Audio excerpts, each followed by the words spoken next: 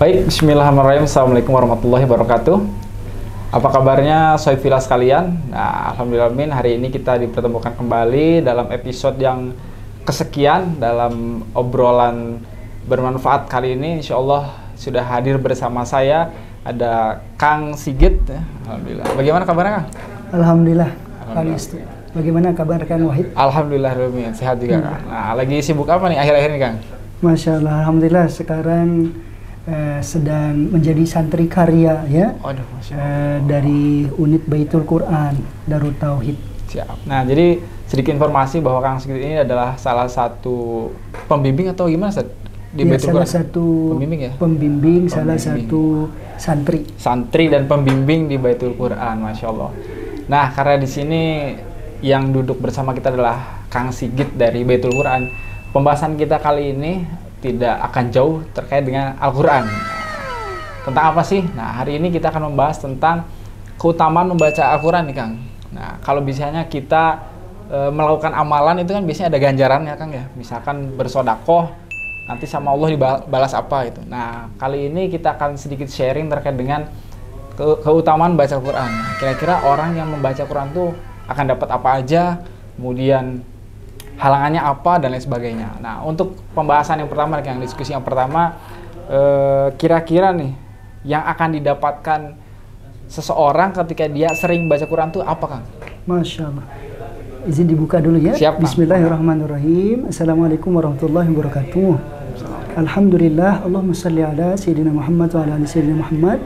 Semoga kita semua senantiasa diberikan kesehatan, Amin. Keberkahan dan kekuatan untuk terus taat kepada Allah. Amin. Karena hidup kita cuma sekali, udah sekali, sebentar. Ya, oleh sebab itu harus catatan amal kita yang akan kita lihat nanti harus amal yang terbaik saja. Amin, ya, termasuk pertemuan ini mudah-mudahan jadi salah satu manfaat untuk kita berdua. Siap. Termasuk sahabat-sahabat yang menyimak. Nah, kalau ditanya apa manfaat kita membaca Quran, Masya Allah, tentu teramat banyak jawabannya. Namun jawaban terbaik adalah apa yang disampaikan oleh Allah Subhanahu wa taala. Karena sebaik-baik kalam, perkataan adalah kalamullah. Ya? Karena Allah yang Maha sempurna, maka ucapannya, firmannya adalah yang terbaik. Misalnya kita merujuk kepada salah satu ayat di surat Yunus. Ya, kalau tidak salah ayat 57. Faqala ta'ala a'udzu billahi minasyaitonir rajim. Ya ayyuhan nasu qad ja'atkum mau'izatun min rabbikum wa shifaa'un lima fis sudur wa hudaw wa rahmatul lil mu'minin. Nah, ayat ini cukup kiranya untuk menjadi semangat bagi kita karena disampaikan langsung oleh Allah Subhanahu wa taala. Wahai manusia, kata Allah Subhanahu wa taala, yang disuruh bukan lagi orang-orang beriman saja, tapi manusia. Umum berarti termasuk orang kafir berarti? Orang kafir, orang munafik, orang zalim, termasuk orang yang beriman. Ya, diseru apa seruan Allah? Ya ayyuhan nas, ya ayyuhalladzina amanu, ya ayyuhan nas qad ja'atkum. Nah, jadi telah datang kepada kalian wahai manusia apa? Shifaa'un lima fis sudur. Obat bagi penyakit yang ada dalam hati. Jadi manfaat pertama yang disampaikan Allah dalam Quran surat Yunus ini adalah jadi obat. Jadi orang yang mau sehat, apalagi di masa pandemi ini, Kak Wahid, Masya Allah, jangan jauh-jauh dari Quran. Karena insya Allah sehat jiwanya, sehat raganya. Ya, bahkan dengan satu ayat ini saja bahwa salah satu sifat Al-Quran adalah syifa, obat, maka lahir nanti ilmu-ilmu yang diambil oleh para ulama ya lewat ayat-ayat Quran, sehingga nanti lahirlah ruqyah syariah, ya, pengobatan dengan metode Quran.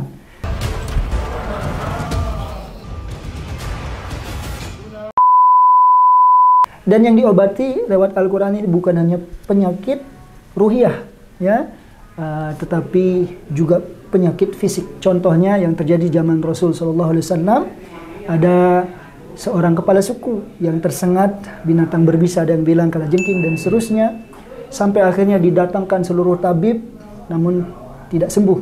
Ya, Allah yang takdirkan ini sampai akhirnya disampaikan kepada salah seorang sahabat Nabi dan dibacakan kepada kepala suku ini, ya, surat Al-Fatihah. Subhanallah, surat Al-Fatihah. Ya, beberapa saat kemudian atas izin Allah sembuh seketika. Nah, jadi Satu surat Al-Fatihah dibaca dengan iman, dibaca oleh orang yang yakin, yang saleh, jadi penyembuh. Ini baru satu, syifa. Masya Allah. Masya Allah. Yang kedua ada huda, sebagai petunjuk. Nah, jadi Al-Quran ini adalah petunjuk yang menerangkan kita dari yang gelap menuju terang benderang. Dan kita tahu ya, berabad-abad masa jahiliyah di Mekah ya, sebelum diutusnya Nabi itu gelap gulita dengan kejahilian. Dan subhanallah saat Nabi diutus, salah satunya dengan cahaya Quran, seketika jazirah Arab menjadi bercahaya ya, minal zulumat ilan nur. Nah, ini petunjuk Al-Quran. Begitu, dan masih banyak lagi. Hudan, furqan ya, pembeda, jadi cahaya yang terang benderang. Subhanallah. Banyak sekali manfaat daripada membaca Quran. Jadi banyak sekali teman-teman sekalian ya, ketika kita baca Al-Quran tidak hanya sekedar apa istilahnya yang kita tahu selama ini kan menjadi petunjuk, Kang ya. Ustadz nih, kebiasaan manggil Ustadz jadi Ustadz. Tapi karena masih mungkin nggak beda jauh umurnya, panggil Kang aja nggak apa-apa ya. Betul sekali. Kalau mau adik juga. Waduh.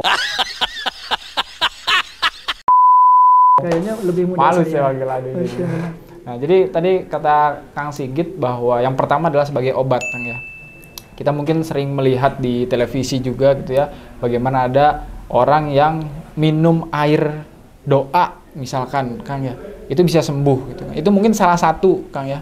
Tapi jangan juga kita berpikir bahwa wah ini jangan-jangan ada makhluk lain yang membantu. Nah, ini khawatir menjadi pandangan lain bagi masyarakat. Nah, jadi tidak semua orang bisa melakukan itu, Kang ya. Tadi catatannya adalah adanya iman dan adanya apa lagi tadi, Kang? Iya, kedekatan dengan Allah Subhanahu wa taala. Nggak sembarang orang bisa kayak gitu, Kang ya. Betul. Kemudian yang kedua adalah sebagai petunjuk. Nah, itu. Jadi ketika kita baca Al-Quran, insya Allah akan menjadi obat bagi dirinya sendiri minimal, dan juga akan menjadi petunjuk untuk dirinya sendiri. Nah, Masya Allah ya. Kemudian yang selanjutnya nih, tadi adalah ketika kita banyak membaca Quran. Kemudian selanjutnya ketika kita jarang baca Quran nih, Kang. Kira-kira efeknya apa nih, Kang? Ada nggak? Masya Allah. Kita berlindung kepada Allah ya dari godaan setan. Karena setan dan hawa nafsu kita yang menjauhkan kita dari ketaatan kepada Allah, termasuk dekat-dekat dengan Quran. Ya, jadi orang yang jauh dari Quran ini jauh dari cahaya Allah, jauh dari obat di sisi Allah, jauh dari petunjuk Allah. Ya, itu berarti kebalikannya yang tadi. Jadi manfaat dekat dengan Quran dikasih huda, petunjuk, dikasih nur, cahaya, dikasih furqan, pembeda, dikasih syifa, obat, ya, dikasih sakinah, ketenangan. Berarti orang yang jauh dari Quran, lalai dari baca Quran, enggan membaca Quran, maka bisa dijauhkan oleh Allah dari semua itu. Dijauhkan oleh Allah dari semua itu. Yang lebih jelas nanti Allah Subhanahu wa taala berfirman, bisa dibuka di surat Toha, kalau tidak salah 124 atau 125. Allah Subhanahu wa taala berfirman, a'udzubillahi minasyaitonirrajim. Bismillahirrahmanirrahim. Wa man a'rada an dzikri fa inna lahu ma'isyatan dhanka. Allah Subhanahu wa taala berfirman, dan barang siapa yang berpaling dari peringatanku, ya, wa man a'rada an dzikri. Ada yang menjelaskan di kalangan ulama bahwa zikri, peringatanku, artinya Al-Quran. Berarti barang siapa yang memalingkan dirinya dari Al-Quran, ya, ma'isyatan donka, maka Allah pastikan baginya ma'isyah, itu kehidupan. Donka itu sempit, hatinya dibuat sempit, hatinya dibuat galau, hatinya dibuat tidak tenang, ya. Sepertinya dia punya masalah yang sangat banyak dan besar. Begitu. Kalaupun dia punya harta, ya, hartanya tidak memberikan kebahagiaan. Kalaupun dia punya pangkat, jabatan, nah itu juga nggak buat bahagia. Karena kebahagiaan ada pada ketaatan kepada Allah, pada zikir kepada Allah. Ala bi dzikrillahi tatma'innul qulub. Dan salah satu zikir yang utama baca Quran. Insya Allah. Jadi betul ya.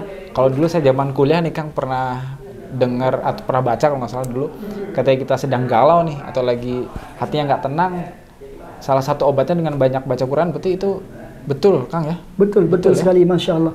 Nah, jadi nanti ada juga yang baca Quran tapi masih belum masih belum tenang. Nah, Nah, seperti apa ini? Apakah salah Qur'annya atau salah janji Allah? Tentu jelas salah orangnya. Ya, karena kalau kebaikan itu harus disandarkan kepada Allah yang Maha Sempurna. Kalau kekurangan dan kesalahan sandarkanlah kepada diri. Itu adab kita kepada Rabb semesta alam. Ya. Nah, bagaimana cara menjawab ini? Sangat boleh jadi orang yang baca Quran tapi masih galau, nah ini karena terlalu banyak dosanya. Aduh, sambil ngomong begini sambil mikir nih ya. Diri sendiri nih sambil mikir, jadi banyak baca Quran gitu ya, tapi kok galau masih belum hilang. Nah, berarti kemungkinan besar terlalu banyak dosanya. Ya, artinya terus saja baca Quran, terus saja baca Quran dengan ikhlas dan luruskan niat baca Quran. Jadikan setiap hurufnya, jadikan setiap ayatnya, jadikan setiap surat yang dibaca ini, niatkan kepada Allah. Ya Allah, jadikan setiap huruf, ayat dan surat yang sedang saya baca ini jadi jalan keberkahan, jadi jalan cahaya, jadi jalan kesembuhan, jadi jalan keluar dari semua masalah. Allah Ta'ala anak. Ya, jadi harus husnuzon terus Kang ya sama Allah SWT ya. Betul. Misalkan kita banyak masalah, kemudian kita baca Quran, tapi kok nggak tenang-tenang gitu ya. Nah, solusinya adalah tetap baca Quran. Terus saja. Terus sampai saja. nanti ya rasa bosan, rasa gelisah itu hilang. Bahkan mari kita rujuk perkataan sahabat yang mulia Utsman bin Affan. Utsman bin Affan punya keutamaan yang sangat banyak. Satu, beliau termasuk al-asyrah al-mubasyiru bil jannah. 10 orang sahabat yang dijamin masuk surga tanpa hisab. Yang kedua, beliau salah satu di antara 4 khulafaur rasyidin setelah Abu Bakar dan Umar. Yang ketiga, beliau diberi gelar Dzun-Nurain, 2 cahaya, karena diberi izin oleh Nabi SAW menikah dengan 2 putri beliau. Yang pertama Ruqayyah dan kedua Ummu Kulsum.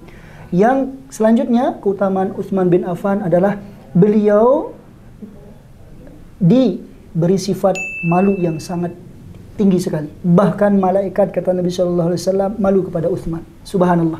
Dan yang terakhir, yang kelima, salah satu keutamaan Utsman bin Affan adalah amat cintanya kepada Al-Quran. Sehingga dalam riwayat yang sering kita baca, kalau sudah masuk bulan Ramadan, Utsman bin Affan itu dalam satu malam hatam Quran 30 juz. Menegakkan malam. Subhanallah. Berarti selesai bulan Ramadan 30 hari, 30 kali hatam. Sama dengan kita ya, 30 hari 30 kali hatam, kalau kita 30 hari 1 kali hatam. Mudah-mudahan ya, insyaallah. Apa kata Utsman bin Affan, Kang? Kata Utsman bin Affan, "Lau tahurat qulubukum", seandainya kalian hatinya bersih, masyabi'at min kalami rabbikum, niscaya dia tidak akan pernah bosan, puas dengan Quran. Berarti satu saja yang menyebabkan kita bosan, cepat-cepat ingin selesai baca Quran, atau tidak ingin bersama Quran, karena boleh jadi hati kita masih kotor dengan dosa.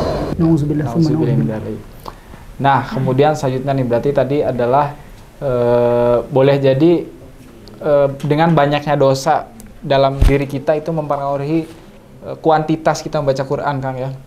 Nah, kemudian selanjutnya nih, Kang, ketika kita membaca Quran kan sebagai petunjuk nih, Kang. Nah, apakah harus ketika kita baca Quran faham maknanya? Sedangkan saya pernah baca lebih bagus itu paham maknanya. Tapi gimana dengan misalkan saudara-saudara kita di luar yang dia nggak paham maknanya, tapi ingin banyak baca Quran? Gimana, Kang? Apakah harus paham maknanya? Masya Allah. Ini pertanyaan yang sangat bagus sekali, Kang Wahid ya. Apakah kita baca Quran harus paham maknanya? Sebagai seorang mukmin yang baik yang ingin mengambil panduan dari Al-Quran, maka jawabannya harus. Harus. Jadi, ini untuk menimbulkan rasa semangat kita untuk paham, gitu ya. Namun bagi saudara-saudara kita yang memang misalnya buta huruf terhadap tulisan dan seterusnya, maka membaca saja dengan niat ingin dekat kepada Allah, ya ingin mendapat berkahnya Al-Quran, maka itu sudah jadi pahala yang sempurna.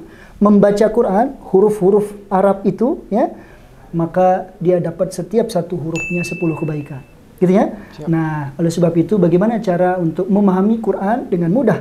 Nah, yang pertama tentu yang paling mudah adalah dengan membaca terjemah Quran. Oleh sebab itu semangat kita ya adalah memiliki Quran terjemah. Harus punya Quran terjemah. Karena apa?